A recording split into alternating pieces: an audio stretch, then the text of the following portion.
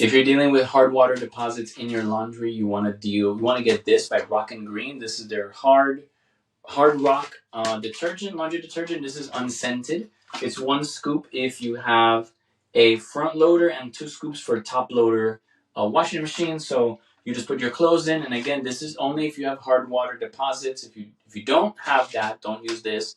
You might mess it up, but if you do, they have another another package that's for like regular water.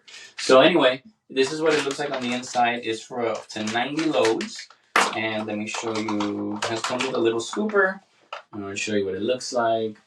Let me get a little closer. There you go. So look, that's the powder. It just looks like regular laundry detergent powder. There you go. You can get a little closer.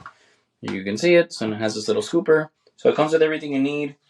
Doesn't have a scent. And honestly, it smells a little bit like a pool, a little bit. But that's just me. So anyway, this is the packaging. In the back, it shows you how to use it and all of that. So I'm not going to bore you with all of that. It's there on the back. So hopefully this will help you out. Again, it is SLS free, not tested on animals, and it's safe for sensitive skin.